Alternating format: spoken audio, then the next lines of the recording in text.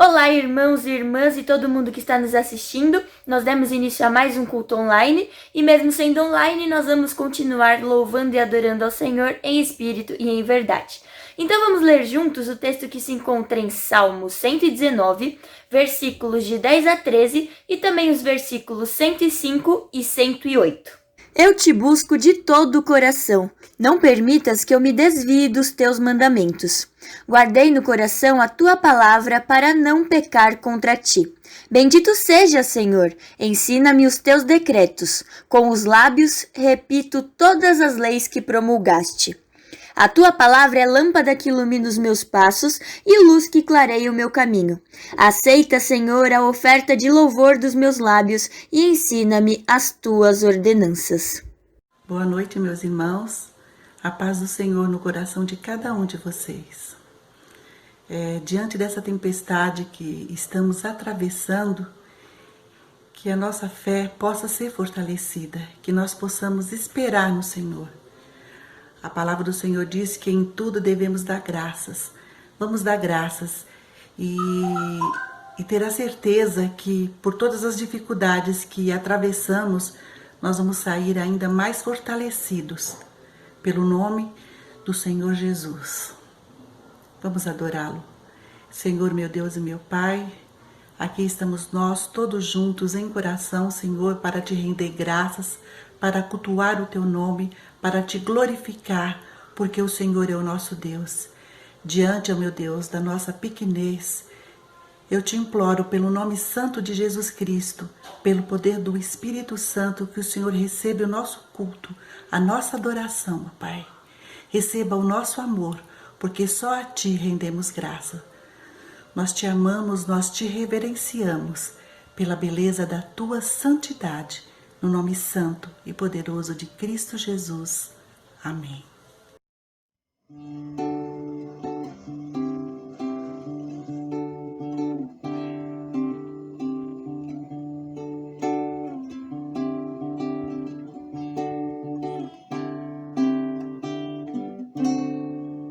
Como água cristalina de um rio que vai pro mar, a minha alma vai a ti, só pra te adorar e cantar tua bondade, meu Senhor, meu bom Jesus, aleluia.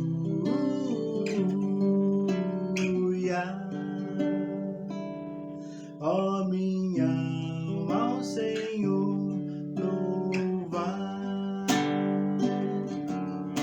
Assim como a relva verde na encosta da montanha, meu amor diante de ti, do mesmo modo se esparrama, se apegando em tua grandeza, minha rocha, meu Jesus, aleluia.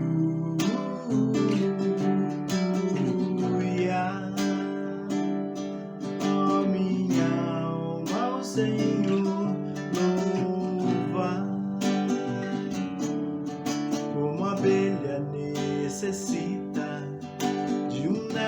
de uma flor, eu não sobreviveria longe de ti, ó meu Senhor, pois tu és o meu auxílio, minha vida, minha paz. Aleluia.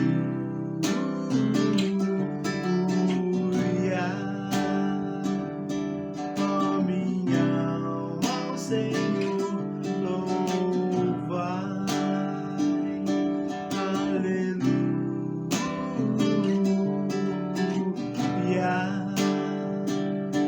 Ó minha alma, o Senhor louvai.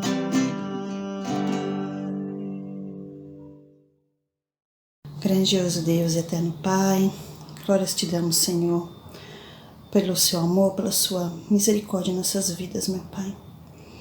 Ó Santo Deus, venho neste momento te pedir, Senhor, confessarmos os nossos pecados, meu Pai, diante de ti, Santo Deus. Ó Santo Deus, piedade, concede, Senhor Deus, misericórdia de mim e dos meus irmãos. Nós confessamos os nossos pecados perante a ti, Senhor. Piedade, Senhor, se muitas vezes somos desobedientes, somos muitas vezes infiéis a Ti, Senhor. Piedade, Pai, misericórdia de mim, dos meus irmãos, meu Pai. O Senhor é digno de toda honra, de toda glória, Senhor. Só o Senhor é Deus, só o Senhor tem o poder de mudar aquilo que nós, humanos, não vemos mais saída, Pai. Em momentos tão difíceis que todos nós estamos passando, ó Pai, com essa pandemia, meu Pai. Perdoa, Pai, piedade de nós, Senhor. Nos concede, Senhor, teu perdão. Misericórdia, meu Pai. Nós te suplicamos em nome do teu Filho Jesus Cristo, com perdão dos meus, dos nossos pecados. Amém.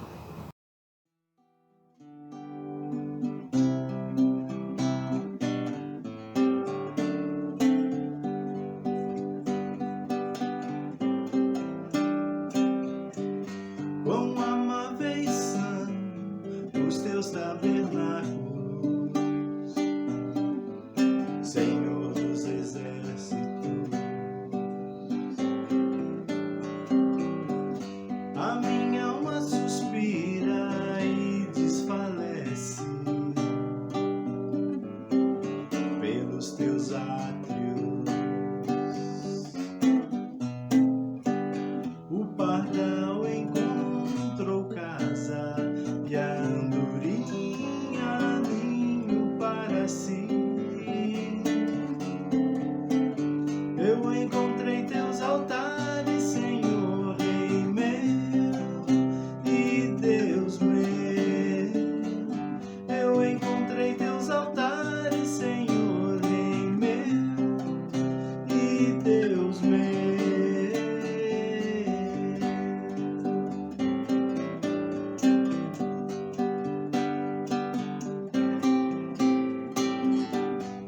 Bem-aventurados aqueles que habitam em tua casa, pois um só dia, Senhor, nos teus átrios vale mais que mil. O pardal encontrou casa e a andorinha ninho para si. Eu encontrei teus altares, Senhor, Rei meu e Deus meu. Eu encontrei teus altares, Senhor, Rei meu e Deus meu.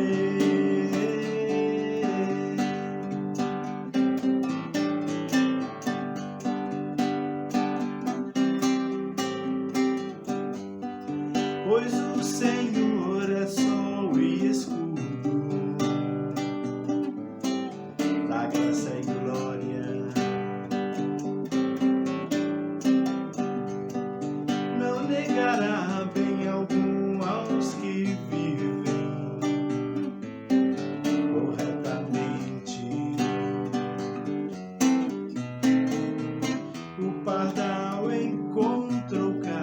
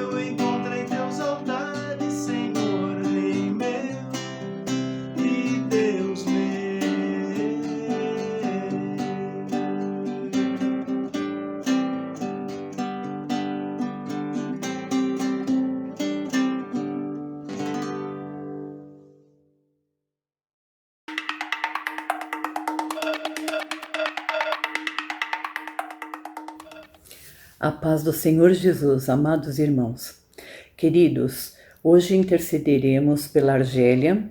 Nossos irmãos da Argélia pedem que intercedamos por eles, porque eles estão vivendo uma situação muito difícil. A Argélia é um país do norte da África. A maioria, maciçamente, são muçulmanos, né? A religião do islâmicos. E eles têm sofrido uma tremenda perseguição com relação ao fechamento de igrejas, né?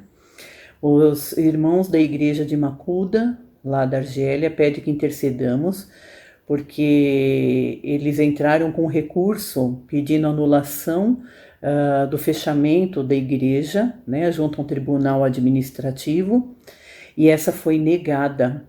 Então, vamos interceder, queridos, para que o Senhor não permita que essa igreja seja fechada e que essa situação seja revertida. Né?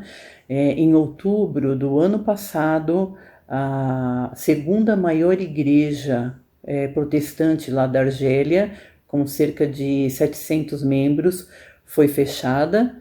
E naquela ocasião, mais 2 igrejas, incluindo a maior igreja protestante daquela região, daquele país. Então vamos interceder, irmãos, para que o Senhor fortaleça a liderança daquela igreja, que a mão do Senhor seja sobre as autoridades que têm esse poder, né, para conceder essa liminar para que a igreja não seja fechada. Vamos rogar por aqueles irmãos para que eles sejam perseverantes, fiéis e que o Senhor dê muita sabedoria para que eles possam saber como combater um bom combate através da força do Espírito Santo. Oremos. Deus bendito e eterno Pai, em primeiro lugar queremos glorificar e exaltar o Teu santo e bendito nome, sabedores que o Senhor Jesus conquistou tudo quando morreu e ressuscitou dentre os mortos. A vitória é Tua, Senhor, e nós Te glorificamos por isso, Pai. Senhor, nós nos colocamos agora diante da Tua presença para suplicar pela igreja lá da Argélia, Senhor. Os nossos irmãos que estão na Argélia, que têm padecido perseguição, pessoas, ó Pai, que se opõem ao Evangelho, o inimigo que se opõe ao Evangelho, se opõe à verdade, ó Pai, e quer fechar as igrejas, ó Pai, porque não aceita, Senhor, a Tua presença. Senhor, em nome de Jesus, nós rogamos para que toda estrutura de Satanás caia por terra naquele país com relação às igrejas e pedimos que o Senhor estenda, Pai, o Teu braço forte sobre essa questão da igreja de Macuda.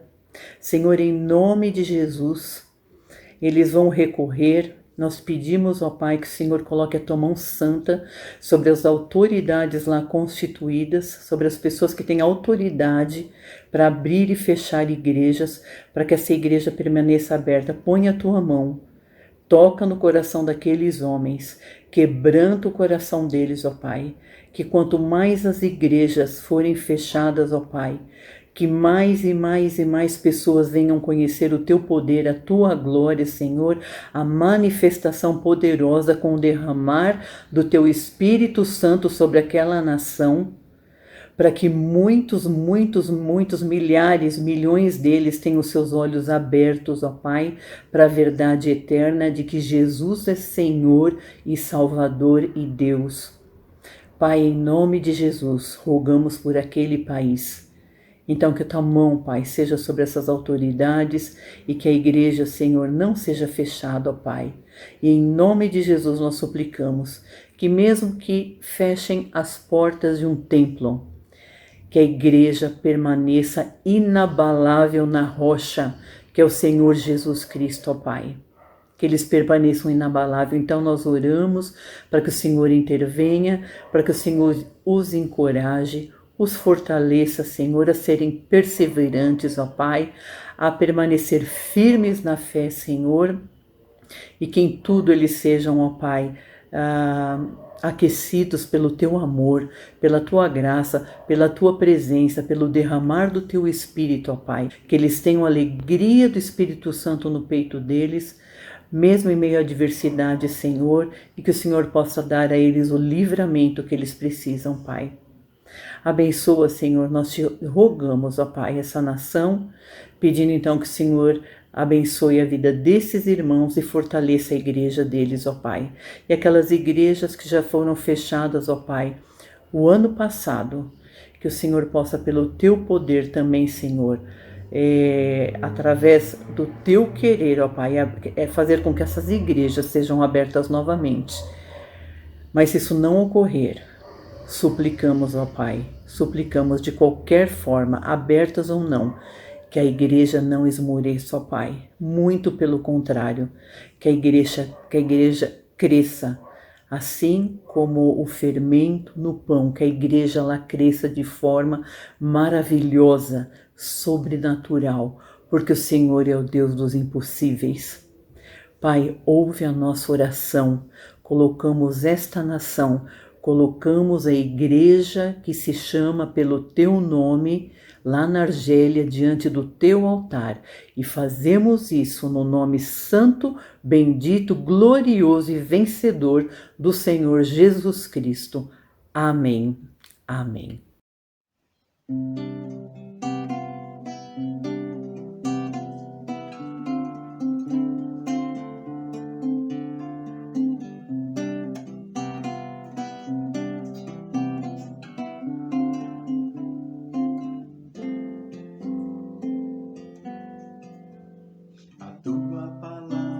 Esperança nos dá paciência e coragem.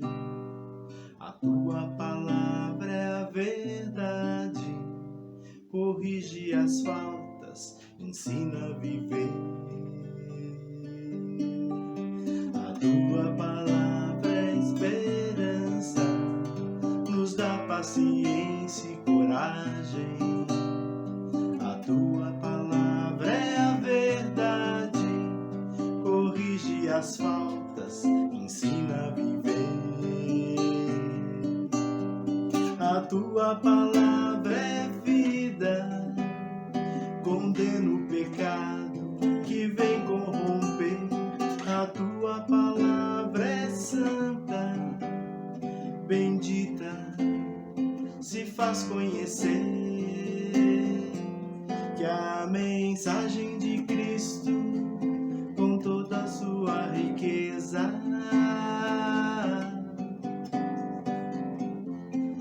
viva nos nossos corações. Que a mensagem de Cristo, com toda a sua riqueza, viva nos nossos corações.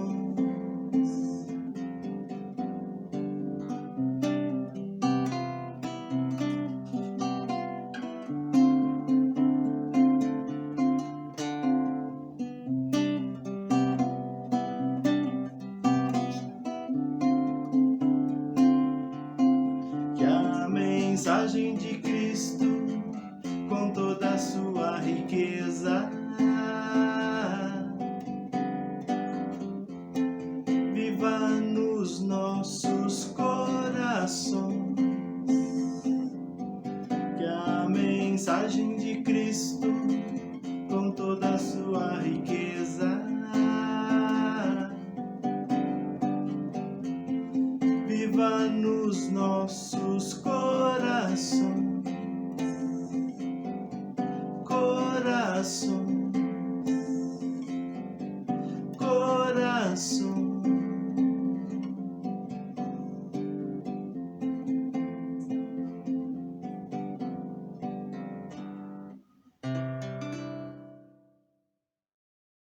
Graça e paz, amados irmãos, saudamos a todos em Jesus Cristo, nosso Senhor e Salvador.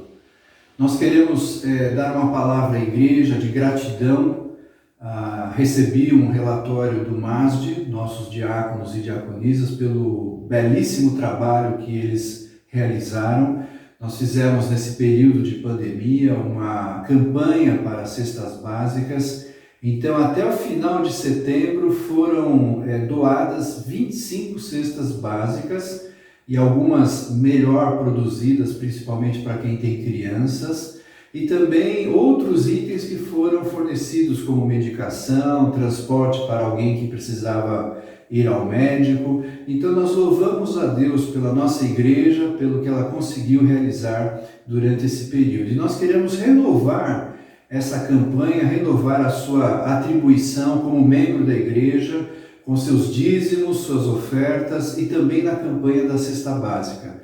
Então nós desejamos que você possa continuar a participar, porque as demandas são grandes, evidentes, por causa da situação que nós vivemos, mas nós louvamos a Deus por aquilo que o Senhor permitiu que nós já realizássemos, e louvamos a Deus por isso. E queremos contar com a sua ajuda. Na tela a conta da igreja, você pode continuar fazendo o seu depósito do seu dízimo, da sua oferta, mas quando for para a cesta básica, avise o nosso tesoureiro para que ele possa fazer um controle e o MASD, então, os nossos diáconos possam realizar um trabalho profundo e maravilhoso de amor ao próximo e de serviço no reino de Deus, como nós desejamos fazer. Que o Senhor nos abençoe assim nessa caminhada.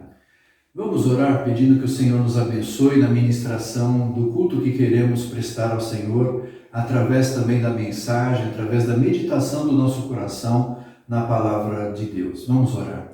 Pai amado, nós celebramos com alegria este culto, glorificando e adorando o Teu santo e bendito nome. O Senhor Deus maravilhoso, santo, santo, santo, todo-poderoso, que tem cuidado de nós, que nos abençoa a cada dia. Nós estamos, ó Deus, vivos, nós estamos caminhando em Tua direção, porque o Senhor assim o permite, e somos gratos, porque o Senhor tem dado a expressão de graça, de misericórdia, de amor a cada dia que nós vivemos. Eu peço a Deus que o Senhor possa dar aos meus amados irmãos a sustentação de suas vidas, de modo que tenham saúde espiritual, tenham saúde emocional, saúde física. Clamamos em nome de Jesus que o Senhor possa ouvir, ó Deus, a necessidade de cada um, de suas famílias, da Tua igreja, de modo que o nosso caminhar possa ser feito embaixo do Teu cuidado, da Tua providência maravilhosa,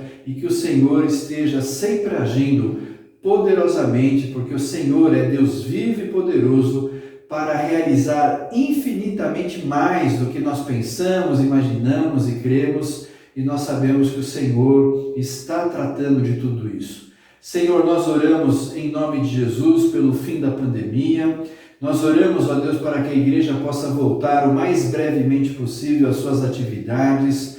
Nós oramos, ó Deus, em nome de Jesus, para que o Senhor nos proteja de todo o mal. Esse é o nosso desejo, Senhor, a nossa oração. E agora nós pedimos, ó Deus, na leitura da Tua palavra, que o Teu Santo Espírito, que inspirou a Tua palavra, que Ele possa também nos revelar a grandeza, a profundidade, a beleza de fazermos parte do Teu reino e termos esta bênção tão preciosa que é a Tua revelação, Senhor. Nós Te agradecemos por tudo isso, ó Deus, louvando e bendizendo o nome de Jesus Cristo, nosso Senhor. Amém. Amém. Irmãos, eu quero fazer a leitura de 3 textos bíblicos. O primeiro se encontra em Romanos, capítulo 15, verso 4, que diz assim: pois tudo o que foi escrito no passado foi escrito para nos ensinar, de forma que por meio da perseverança e do bom ânimo procedentes das Escrituras, mantenhamos a nossa esperança. Deuteronômio, capítulo 6, verso de 5 a 7, diz assim: ame o Senhor, o seu Deus, de todo o seu coração, de toda a sua alma, de todas as suas forças.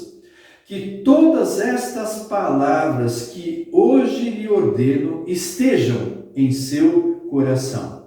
Ensine-as com persistência a seus filhos. Converse sobre elas quando estiver sentado em casa, quando estiver andando pelo caminho, quando se deitar e quando se levantar. E o terceiro texto se encontra no segundo livro de João, capítulo 1, verso 9, que diz assim: todo aquele que não permanece no ensino de Cristo, mas vai além dele, não tem Deus. Quem permanece no ensino tem o Pai e também o Filho. Que Deus abençoe a leitura da palavra do Senhor em nosso viver. Irmãos, o tema do nosso mês é a Igreja Reformada sempre se reformando. E nós temos colocado um tema específico para cada domingo. Igreja Reformada com o desejo de aprender e ensinar. Isso é fundamental porque há realidades da Igreja Reformada que às vezes nós não damos ênfase e são tão importantes, tão bonitos, tão maravilhosos que nós podemos compartilhar deste legado, desta história, desta tradição, boa tradição que a Igreja Reformada fez e que nós devemos ter. Dia 15 de outubro é dia do professor e nós queremos, através desta mensagem também, homenagear os professores, reconhecer o trabalho deles, reconhecer o ministério, a atividade tão fundamental de ensino. Nós temos os professores seculares em nossa igreja, conhecidos nossos. Nós temos professores de escola dominical que ministram seus cursos, ministram para a edificação, para o crescimento do povo de Deus. E nós temos os professores informais, o pai, a mãe, o tio, a tia, aquele que aconselha, aquele que ensina, aquele que pega e reparte a palavra com o outro. Nós temos vários significados assim, nós queremos homenagear a esses que têm ensinado de um modo muito especial também a palavra de Deus em nossas vidas. Domingo passado nós vimos que uma das marcas fundamentais da reforma foi a busca da verdade. E a partir da busca da verdade, essa verdade não estava em ambientes de pecado, como é o Estado, como é a própria igreja, mas a verdade foi encontrada na palavra de Deus. E, portanto, a reforma inicia um processo de busca da verdade a partir da Bíblia, a partir do que a Bíblia diz.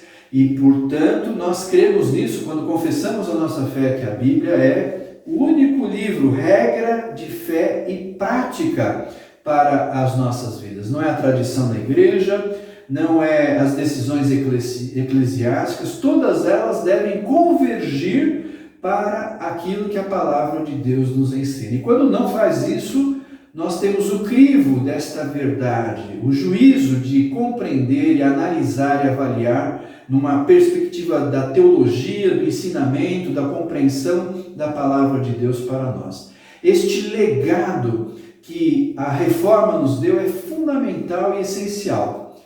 Lutero, quando estava subindo, isso é a tradição que diz, Lutero quando estava subindo a torre do monastério qual ele morava, ele estava subindo de joelhos, ele estava com uma dúvida terrível sobre a sua existência, sobre vida e morte.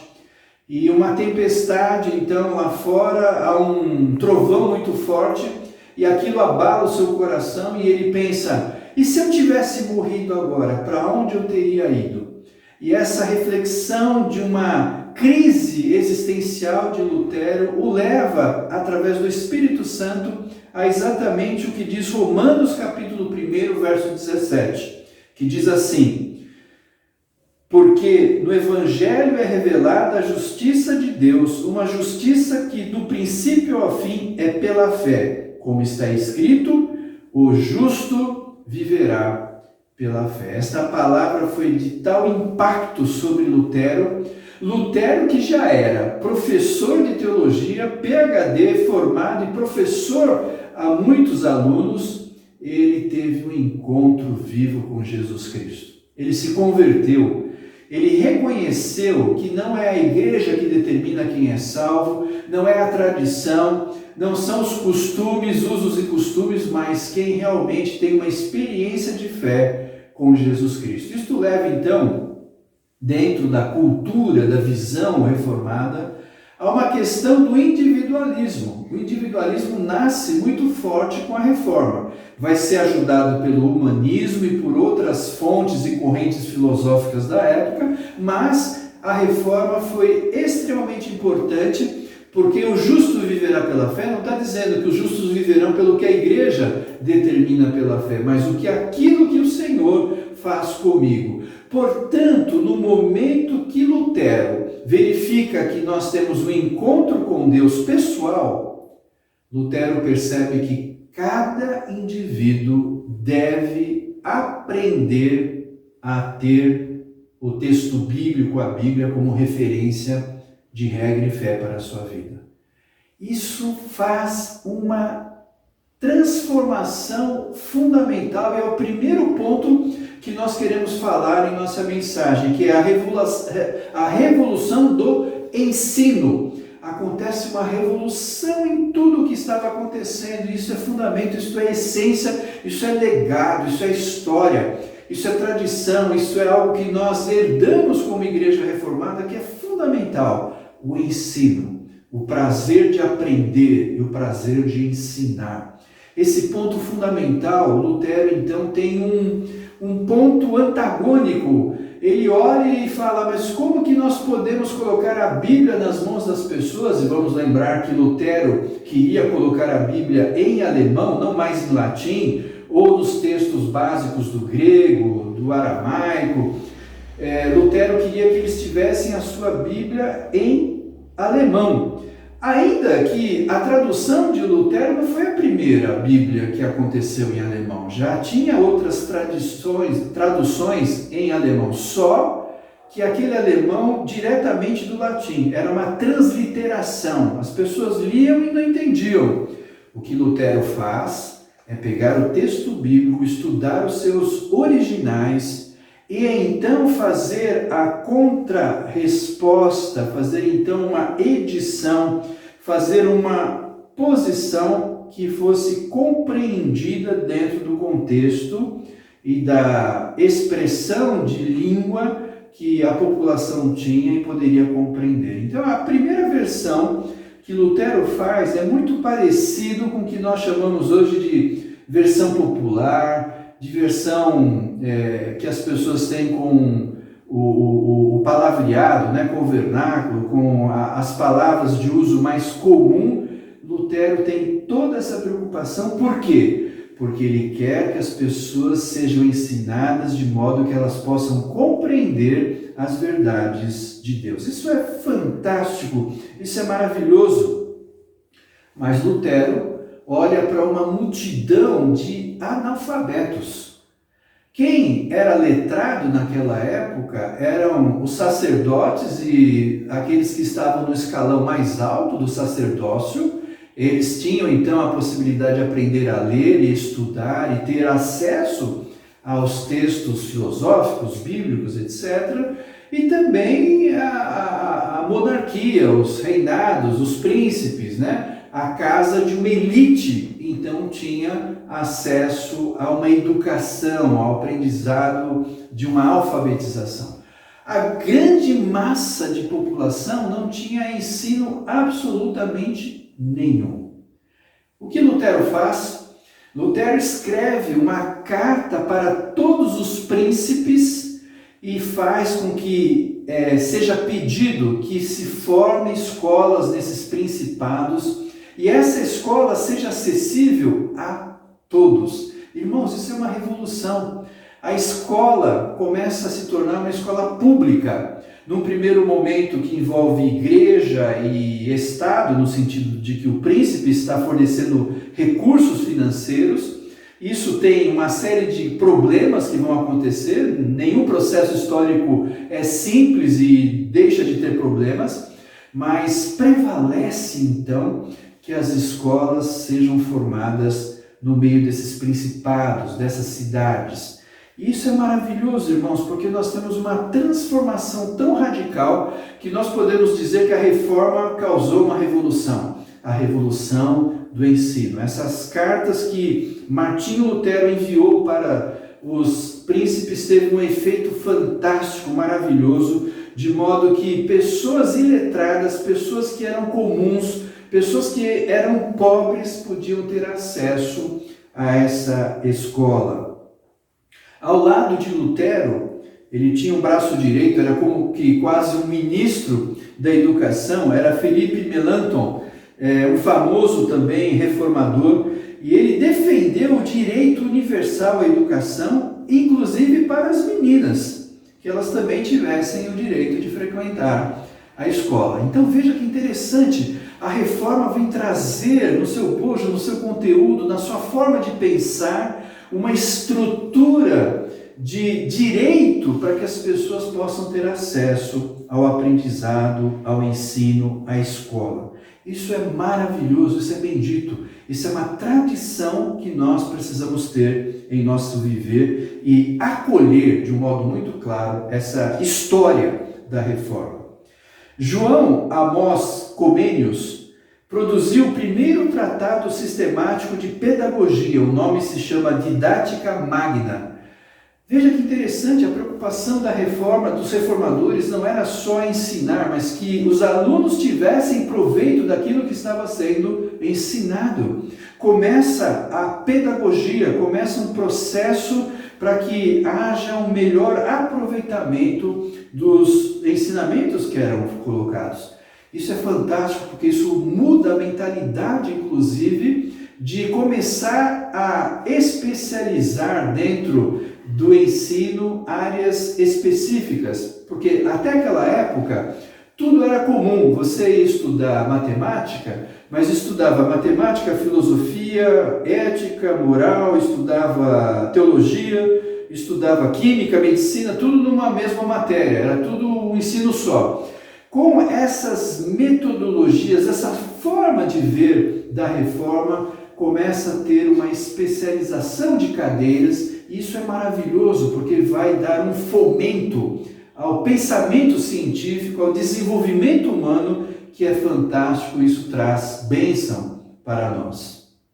Esse tratado pedagógico, a Didática Magna, como nós falamos, trazia 3 áreas que ela contemplava de ensino. Veja que interessante isso, é maravilhoso. Primeiro era a instrução, que seriam os conteúdos em si, a virtude estendida por habilidades que podem ser desenvolvidas e a piedade, que são as atitudes. Instrução, virtude e piedade. Veja que havia uma forma de ensinar o todo do ser. Isso é maravilhoso, porque era um ensino integral. Olhava para práticas que poderiam ser feitas, isso foi aperfeiçoando o comércio, foi aperfeiçoando o artesão nas suas feitos, foi criado um conceito de ética, o ensino moral para que houvesse bons cidadãos, e a Europa vai se transformando nessa realidade. Isso é fantástico, porque há uma herança. Se hoje a Europa não é mais assim, mas há um legado, uma herança da reforma que é fantástico e maravilhoso. Até aquela época, então, existia por volta de 60 universidades, todas aí com mais de 300 anos e totalmente voltadas para a formação de clero. E agora começa a haver um fomento, uma transformação para universidades que vão sendo criadas por movimentos reformados. Isso é maravilhoso, bendito, e nós podemos perceber como traz bênção para a humanidade através do ensino. O ensino religioso, mas o ensino também secular, que vai desenvolver as capacidades humanas, e nós somos fruto e recebemos frutos desta herança através de tudo que nós vivemos assim. Outra coisa que a reforma criou nesse movimento de ensino foi um amplo sistema de visitações a fim de supervisionar as práticas escolares. Que fantástico, né? Hoje a gente vê isso, né? Que o aluno falta, alguém da escola liga para saber o que aconteceu, etc., né? Que é uma coisa relativamente nova, né? Principalmente no Brasil.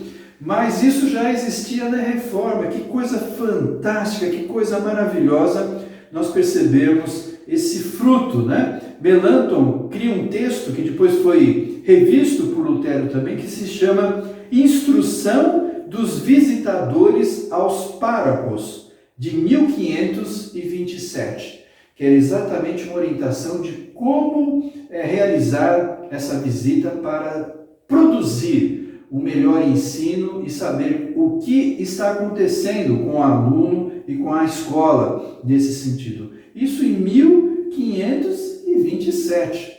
Há uma herança da tradição protestante, reformada, que nós deveríamos buscar em nosso coração, inclusive vivê-la com intensidade na vida de nossas igrejas, porque o que nós vemos hoje é uma contaminação do presente século e, como nós falamos domingo passado, uma forma de pensamento que é uma forma habitual no Brasil, onde não há a ênfase desse processo de ensino que a reforma traz de um modo muito claro. Lutero valoriza os conteúdos literários, matemáticos, históricos e musicais. Lutero era músico também. Então nós percebemos que a escola vinha trazer uma integralidade de recursos para formar o ser humano em todo o seu ser, em todo o seu conteúdo. Essa revolução que a reforma fez, eu creio que muitas vezes não é enaltecida, reconhecida, e nós devemos, na nossa tradição, e nesse momento que nós estamos celebrando no mês da reforma, trazer aos nossos corações uma profunda reflexão de como é importante o movimento da reforma para o processo de ensino e o processo de aprender de tantas coisas maravilhosas que eu e você dedicamos aos professores que nós tivemos em nossas escolas, aos professores na escola dominical. Que Deus abençoe a educação em nosso meio, que Deus abençoe a educação de nosso país para a honra e glória de Jesus Cristo. Amém. Irmãos, nós queremos falar agora do ponto 2 de nossa mensagem sobre a reforma e esse desejo de ensinar e de aprender. O ponto 2 é: surge o presbítero docente. Esse é um fato interessante na história da igreja.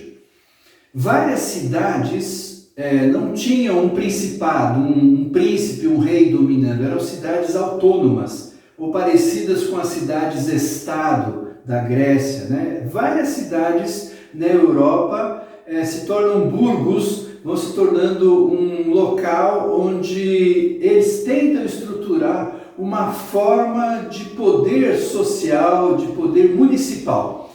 E com a reforma surge um poder que se chamava consistório.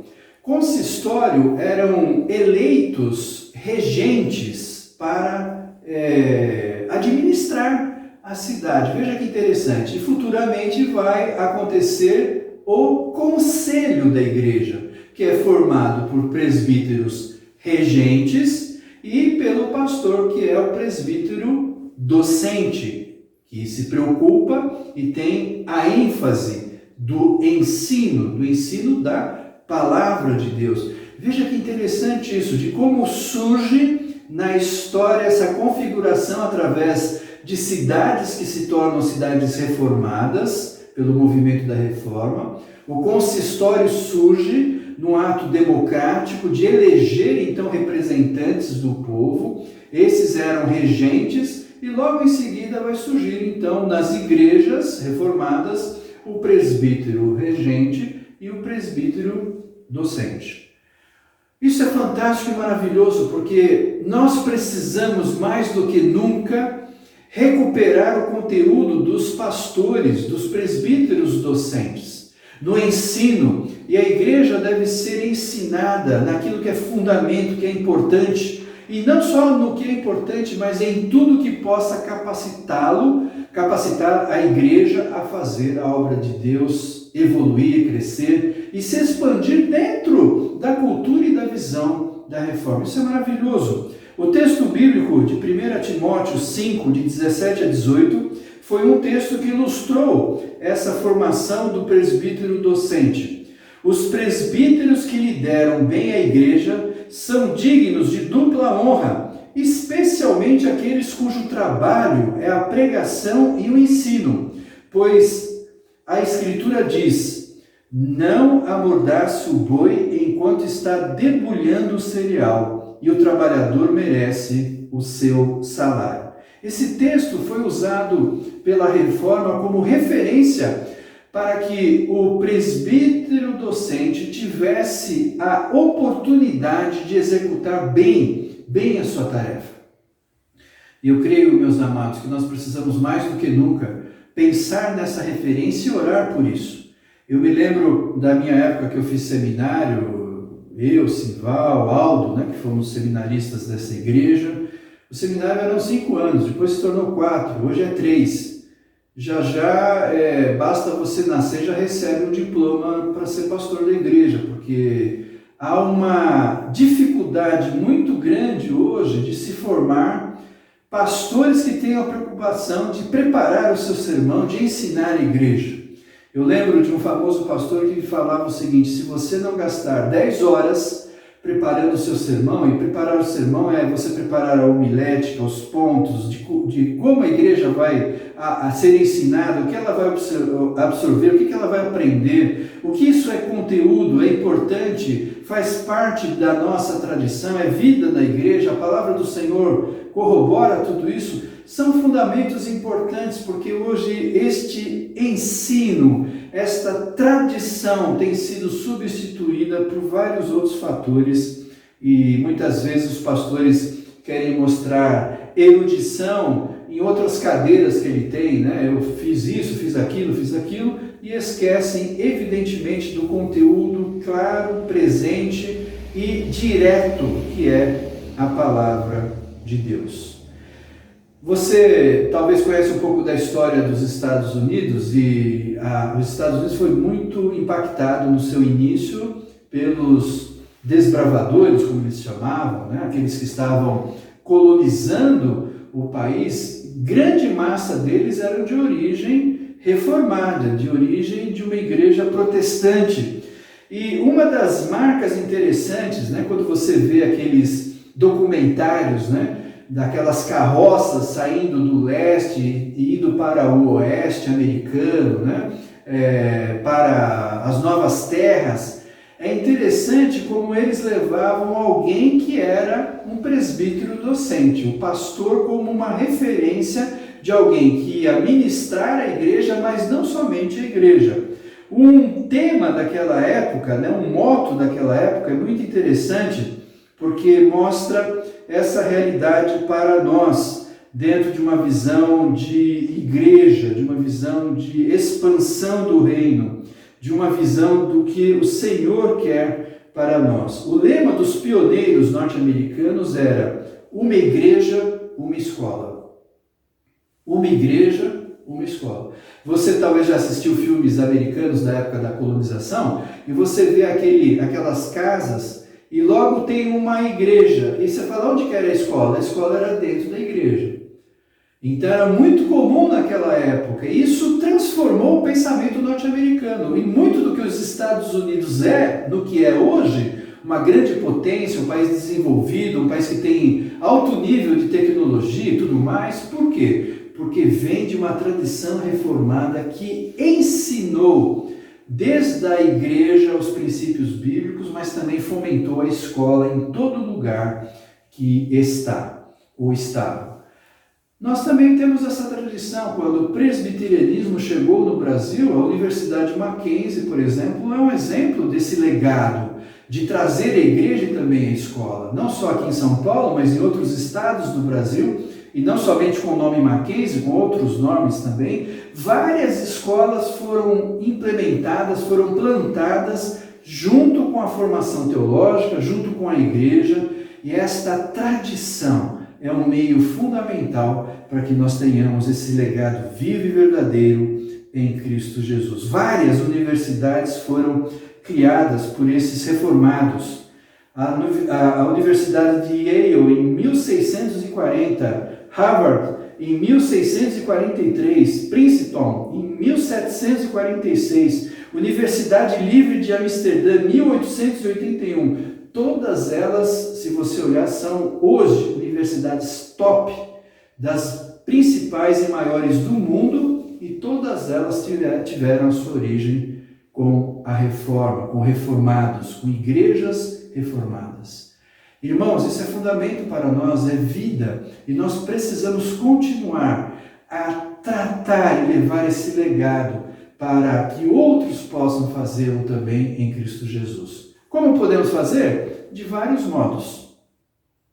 Podemos ajudar alguém que está precisando entrar numa universidade, podemos ajudar através da nossa creche, que não é só creche, é uma unidade de ensino, é um CEI, é um Centro Educacional de Ensino, e nós temos então essa tradição também em nossa própria igreja, né? Graças a Deus, nossa creche, né? Esse Centro Educacional hoje constituído, né? Completou 40 anos de existência, e nós podemos louvar a Deus e podemos fomentá-lo, podemos melhorá-lo. Que outros cursos nós podemos ter? Que outras formas de ensino, como igreja protestante, nós podemos educar, podemos ensinar, podemos ser referência para outros? Muitas vezes a igreja se diz reformada, de cultura e tradição protestante, mas se comporta como estruturas religiosas que não têm mais essa história e tradição. Meu amado, eu e você precisamos orar e resgatar esse significado profundo de uma igreja reformada que tem prazer no ensino, na educação e no aprendizado de todos. Que Deus nos oriente, nos dê sabedoria para discernir o presente século e usar o nosso legado histórico para a honra e glória de Jesus Cristo. Amados, o ponto 3 de nossa mensagem é reforma, o encontro com o estudo da Bíblia. E eu quero agora terminar essa mensagem com o ponto 3, colocando algo prático para nós. Nós vimos um pouco da história, do legado, que é importante nós fomentarmos e imaginarmos tudo o que nós recebemos como herança, como igreja reformada, do ensino. Nós quisemos também enfatizar a importância do presbítero docente e precisamos sempre exercer essa docência, não só os pastores, mas também todos aqueles que exercem o ensino, o legado, o ministério, o dom de ensino dentro da igreja, isso é importante.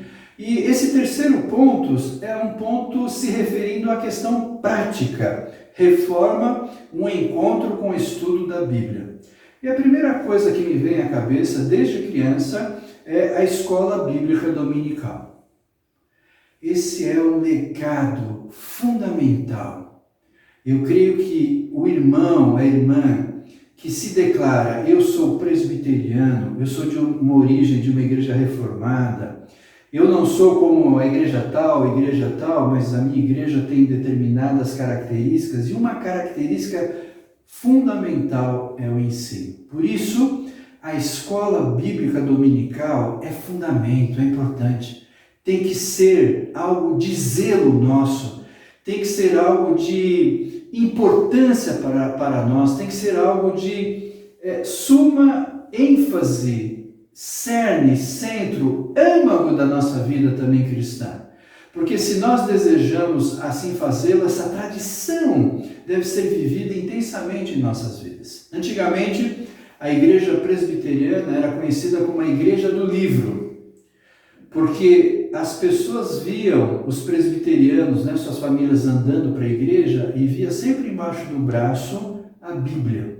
Porque para nós, a Bíblia sempre foi fundamento importante. Eu levo minha Bíblia na igreja, hoje pode ser o tablet, pode ser o celular, mas eu levo a minha Bíblia para que os outros vejam, e eu também, como forma e referência do meu testemunho.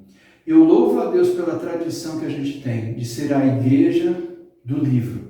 E esse livro é livro de vida, que é a palavra de Deus, é a Bíblia. Muitos homens na reforma passaram coisas atrozes, terríveis, foram mortos, alguns deles queimados vivos em fogueira, para que a palavra de Deus, em toda expressão, em toda língua, como nós temos hoje vendidas em bancas de jornais, em tantas versões, Bíblia de estudo, Bíblia da mulher, Bíblia do discipulado, Bíblia do conselheiro, nós temos várias ênfases bíblicas, nós temos tanta abundância que às vezes nós não damos a importância que a palavra de Deus tem e o ensino que ela tem. Por isso, meu amado, eu quero que você faça um voto hoje, faça um compromisso de fé. Quando nós tivermos oportunidade, nós estamos tendo cursos virtuais da nossa escola dominical, mas também os cursos presenciais, que você tenha um compromisso de fé. Senhor, eu quero me comprometer a aprender a palavra de Deus, a vivê-la intensamente, sentir prazer no Senhor, de saber que esta palavra do Senhor me edifica, me dá as condições para eu caminhar e viver a minha vida cristã com conteúdo, com discernimento, com sabedoria, com intensidade para a honra e glória de Jesus Cristo. Nós percebemos que há muitas igrejas hoje que não tem mais escola bíblica, não tem mais escola dominical, não tem mais forma de ensino. O ensino é só o culto, e às vezes nem o culto é ensino. Então nós ficamos extremamente preocupados com isso. Nós precisamos novamente reforçar, revigorar nossa visão da importância da escola dominical. Meu amado, eu sei que a vida não é fácil, que às vezes você teve uma vida de semana muito intensa, muito trabalho, você está cansado, há desgastes, há problemas, eu sei disso.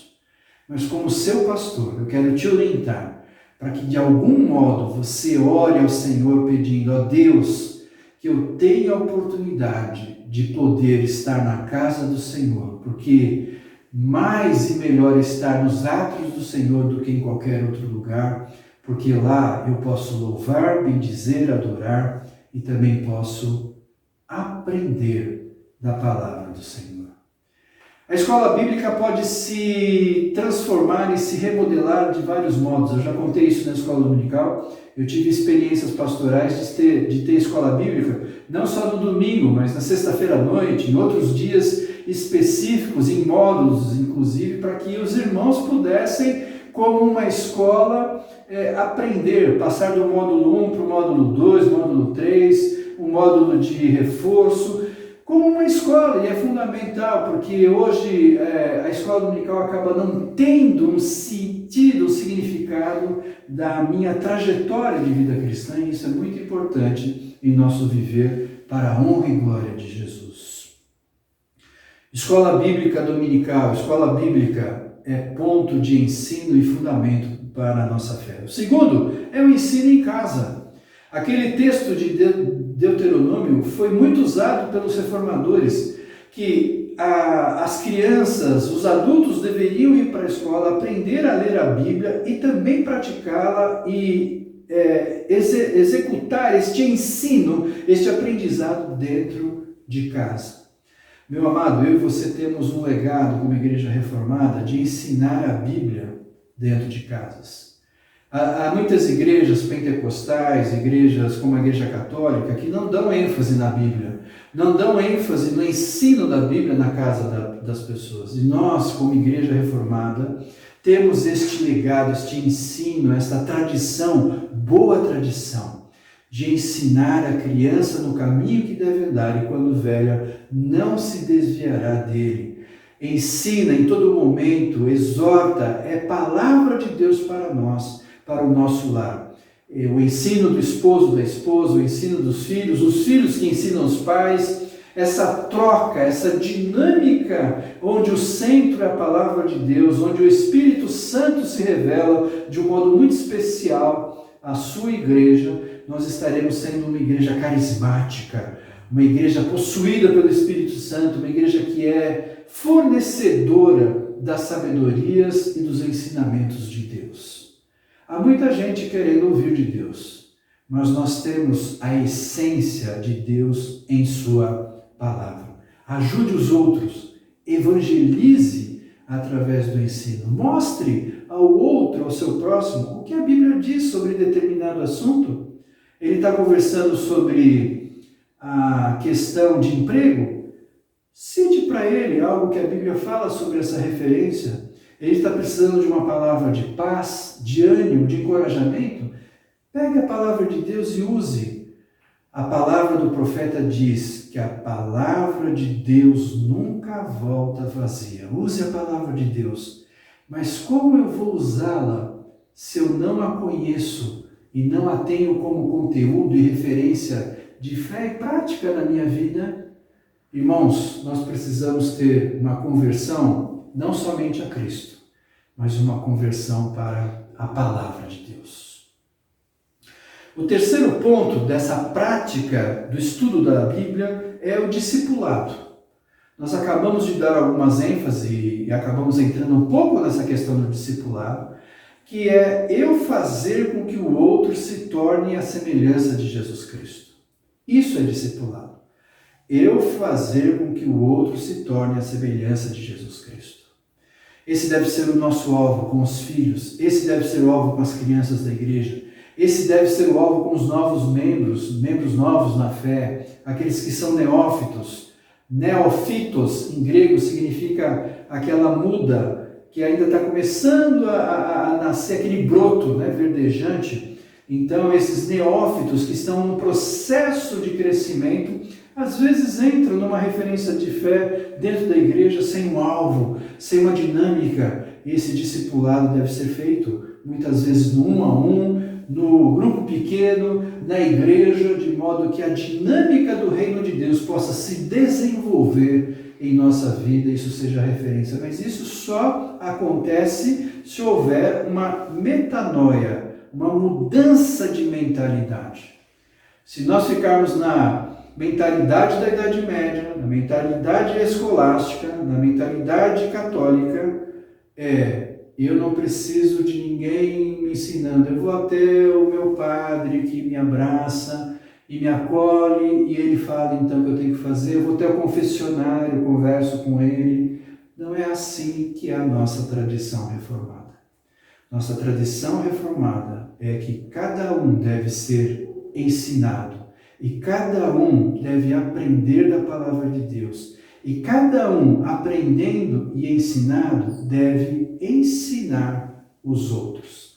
Esse é o legado de transformação e de mudança de cultura, mudança de pensamento, mudança de realidades espirituais e de bênção de Deus para o indivíduo, para a família, e podemos olhar na história para nações que compreenderam como é importante esse processo de descentralização buscando a grandeza do reino de Deus. Por isso, meu amado, eu quero deixar com você o texto de Colossenses, capítulo 3, verso 16, que diz assim: habite ricamente em vocês a palavra de Cristo, ensinem e aconselhem-se uns aos outros com toda a sabedoria, e cantem salmos, hinos e cânticos espirituais, com gratidão a Deus em seu coração. Veja a ênfase, né? Cantar, louvar, mas também ensinar e aconselhar. São frutos que o Espírito fornece nessa mutualidade do viver a Jesus em nosso meio. E eu queria terminar com uma frase de João Calvino, que diz assim: o objetivo final de uma vida abençoada está no conhecimento de Deus. O objetivo final de uma vida abençoada está no conhecimento de Deus. Como é que eu posso conhecer a Deus se não há quem me ensine? Como eu posso conhecer a Deus se eu também não reparto do meu conhecimento com o outro? O conhecer a Deus é fazer com que os outros possam ser também frutos desta esperança, dessa fé, dessa promessa bendita que Deus tem nos dado. João Calvino tem razão nesse sentido. E nós precisamos, como igreja reformada, sempre se reformando, buscar esta ênfase do ensino como é parte maravilhosa da nossa tradição. Que Deus te abençoe e forneça esses meios ricos, práticos, escola bíblica dominical, ensino em casa, discipulado, que o Senhor fomente a sua criatividade, seu desejo de amar a palavra de Deus, de modo a que Jesus Cristo seja louvado e engrandecido através de nós. Que o Senhor te abençoe assim, em nome de Jesus.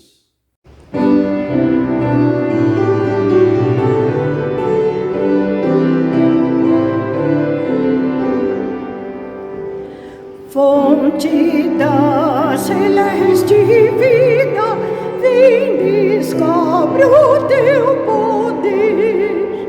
Vivifica sem alento, faz os mortos renascer. Vida eterna, venha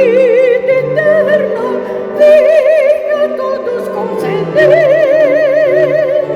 Venha todos conceder. Venha abrir teu santo livro, resplandece a luz dos céus, afugenta todo engano e dos erros livros teus. Alumia nossas almas, grande Deus, nossas almas, grande Deus.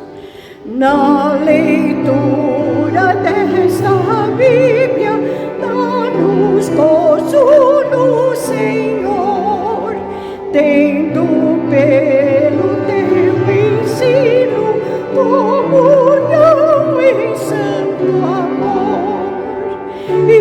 Exultemos, entoando teu louvor, entoando teu louvor. Pelo estudo da palavra, aprendamos de Jesus.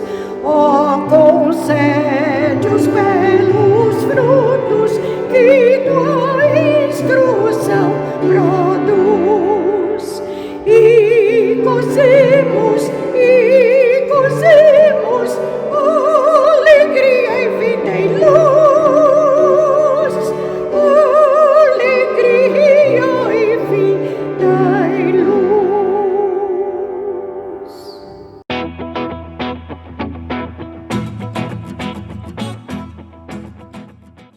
Senhor, meu Deus e Pai, eu quero te agradecer, Senhor, por essa hora santa, Senhor, de falar contigo. Obrigada.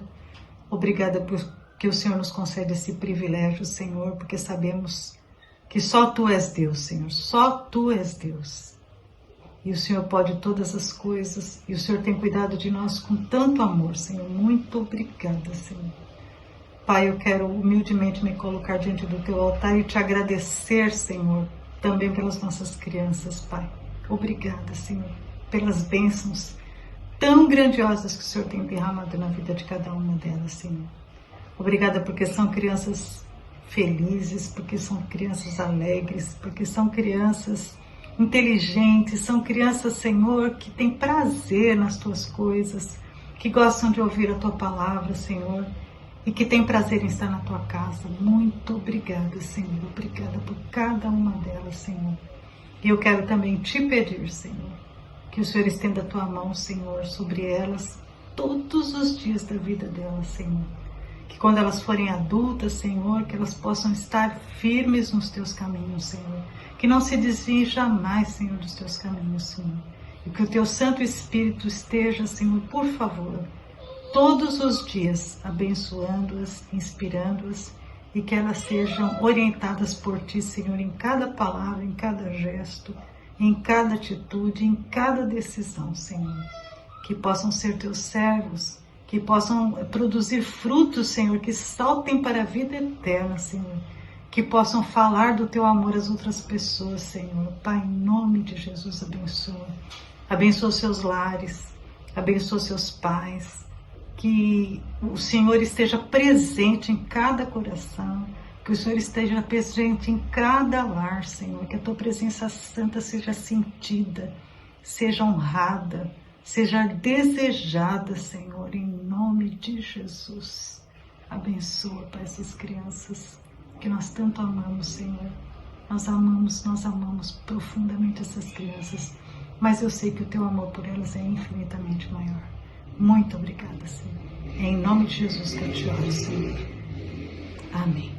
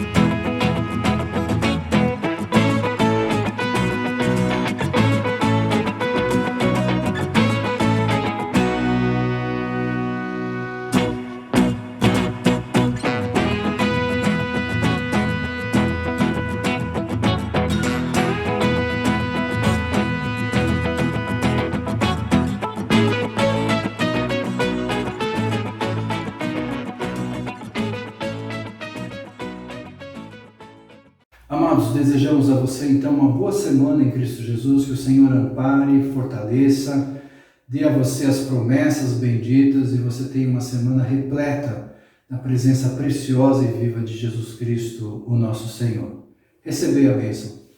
Que a paz de Deus, que excede todo entendimento, guarde o teu coração em Cristo Jesus e que as bênçãos e as consolações do Espírito Santo estejam sobre você e sobre todo o povo de Deus, agora e para sempre. Amém. Amém.